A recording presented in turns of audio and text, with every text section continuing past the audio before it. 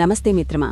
ఈ మాట నేను నీతో చెబుతున్నానంటే అది కేవలం ఒక కథ మొదలుపెట్టడానికి కాదు.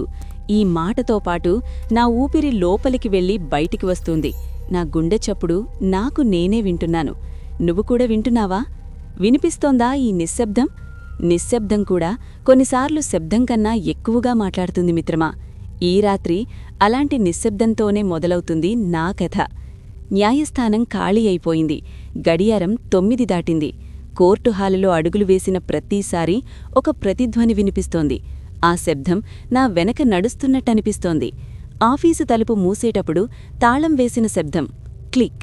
ఆ చిన్న శబ్దం కూడా నాకీరోజు భారమైంది. ఎందుకో తెలుసా మిత్రమా? ఈరోజు నా ముందున్న కేసు మామూలు కేసు కాదు.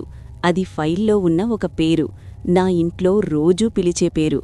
న్యాయస్థపరుడైన జడ్జి అని నాకు పేరొచ్చింది. ఆ పేరు ఎలా వచ్చిందో నాకు తెలుసు.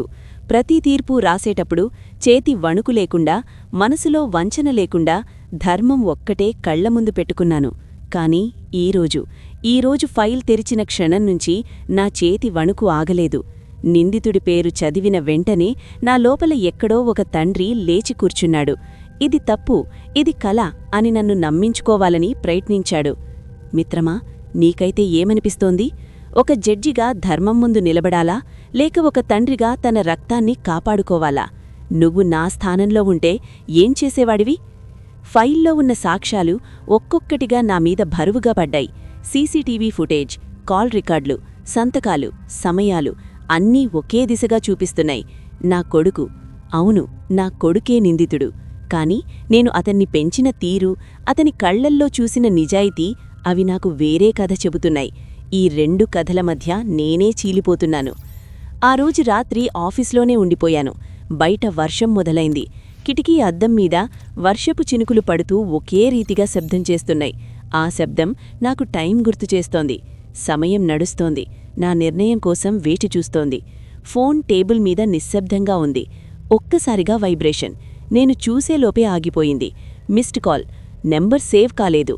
గుండె ఒక్కసారిగా బిగుసుకుపోయింది. తలుపు దగ్గర చిన్న శబ్దం, ఎవరో నడిచినట్టు. కాని అడుగుల శబ్దం స్పష్టంగా లేదు. నా చెవులు ఖచ్చితంగా వినాలనుకుంటున్నాయి. నిశ్శబ్దం. మళ్లీ ఒక శబ్దం, తలుపు హ్యాండిల్ కదిలినట్టు. నేను లేచి నిలబడ్డాను. గొంతులో ఊపిరి ఆగినట్టు. ఎవరు అని అడగాలనిపించింది, కాని మాట బయటకు రాలేదు. తలుపు నెమ్మదిగా తెరుచుకుంది. బయట వెలుగు లోపలికి వచ్చింది. ఒక మనిషి ఆకారం. ముఖం స్పష్టంగా కనిపించలేదు. గొంతు వినిపించింది, చాలా ప్రశాంతంగా. జడ్జిగారు, మీరు నన్ను గుర్తుపట్టరు, కాని నేను మీ గతాన్ని బాగా తెలుసు. ఆ మాటలతోనే నా వెన్నెముకలో చల్లని వణుకు. నా గతమా? నేను దాచిపెట్టుకున్న ప్రతి చిన్న తప్పు కూడా నా మనసులోనే ఒక కోర్టు. నీ కొడుకుని కాపాడితే కోట్లిస్తాను, లేదంటే నీ గతం బయటకు వస్తుంది. అతని మాటలు గోడలికి తాకి తిరిగి నాకే వస్తున్నట్టనిపించాయి. మిత్రమా, ఇక్కడే ఒక క్షణం ఆగు. నీ గుండె కూడా వేగంగా కొట్టుకుంటోందా? ఈ బెదిరింపు కేవలం డబ్బుకోసం కాదు. ఇది ఒక పరీక్ష, ధర్మానికి వేసిన పరీక్ష. నేను ఏమీ మాట్లాడలేదు. అతను నవ్వినట్టనిపించింది. శబ్దం లేదు, కాని ఆ నవ్వు గాలిలో తేలుతున్నట్టనిపించింది. మీ తీర్పు కోసం సమయముంది, రేపు కోర్టులో కలుద్దాం అని చెప్పి అతను వెళ్ళిపోయాడు. తలుపు మూసిన శబ్దం, మళ్లీ క్లిక్. అంతే, గది మళ్లీ నిశ్శబ్దం. కుర్చీలో కూర్చుని నా తల 2 చేతులతో పట్టుకున్నాను. ఊపిరి వేగంగా సాగుతోంది. ఆగాలనుకుంటే ఆగడం లేదు. ఒక జడ్జిగా నా లోపల ఉన్న ధర్మం మాట్లాడుతోంది. ఒక తండ్రిగా నా రక్తం అరుస్తోంది. ఈ 2 గొంతులు ఒకేసారి నన్ను లాగుతున్నాయి. ఆ రాత్రి నిద్ర రాలేదు. ప్రతి చిన్న శబ్దం నాకు బెదిరింపులా అనిపించింది. గడియారం టిక్ టిక్, ప్రతి సెకండూ ఒక నిర్ణయాన్ని అడుగుతోంది. తెల్లవారింది. కోర్టుకు వెళ్లే దారి పొడవుగా అనిపించింది.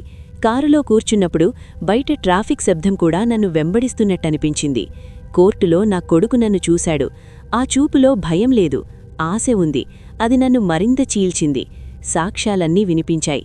నా మనసులో ఒకే మాట తిరుగుతోంది, ధర్మం, ధర్మం. అప్పుడు నాకొక శ్లోకం గుర్తొచ్చింది. ధర్మో రక్షతి రక్షితః. ధర్మాన్ని రక్షిస్తే ధర్మమే నిన్ను రక్షిస్తుంది. దీని అర్థం చాలా సింపుల్ మిత్రమా.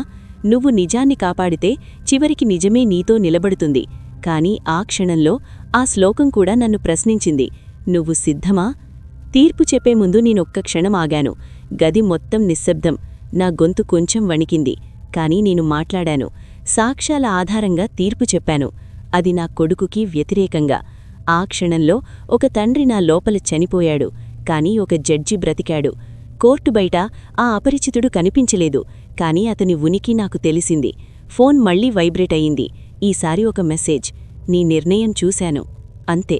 మిత్రమా, ఇక్కడ కథ ముగియలేదు. ఇది నీకోసం ఒక ప్రశ్నగా మిగిలింది. ధర్మం ముందు బంధుత్వం చిన్నదేనా? అవును. ఎందుకంటే ఒక జడ్జి తన కొడుకు తప్పుచేసి కాపాడితే ఇంకెన్ని కుటుంబాలు నాశనమవుతాయో ఊహించుకో. స్వార్థం కోసం ధర్మాన్ని వదిలేస్తే సమాజం సర్వనాశనమవుతుంది. ఈ కథ నీకు నచ్చితే, ఇలాంటి ఆలోచనల్ని రేపే కథలు వినాలంటే ఇప్పుడే రోజుకో స్టోరీ టీవీని లైక్ చెయ్యి, షేర్ చెయ్యి, సబ్స్క్రైబ్ చెయ్యి. మిత్రమా, మధ్యలో చెప్పినట్టు ఇది కేవలం ఒక కథ కాదు. ఇది మన జీవితాల్లో ఎదురయ్యే నిర్ణయాల ప్రతిబింబం. చివరిగా ఒక్క మాట: ధర్మం ఎప్పుడూ సులువైన మార్గం కాదు, కాని అది నడిచే దారి. ఆ దారిలో నడిచినవాడే నిజంగా గెలిచినవాడు. నువ్వు కూడా ఎప్పుడైనా ఇలాంటి మలుపు దగ్గర నిలబడితే ఈ కథ గుర్తుకు తెచ్చుకో. ధర్మం ముందు నిలబడినప్పుడు నువ్వు ఒంటరిగా అనిపించవచ్చు, కాని ఆ నిశ్శబ్దంలోనే నీ నిజమైన బలం ఉంటుంది. ఇంకా ఇలాంటి హృదయాన్ని కదిలించే కథల కోసం రోజుకో స్టోరీ టీవీని మర్చిపోవద్దు మిత్రమా. మనం మళ్ళీ కలుద్దాం. ధర్మం కథల్లో కాదు, మన నిర్ణయాల్లో కనిపిస్తుంది.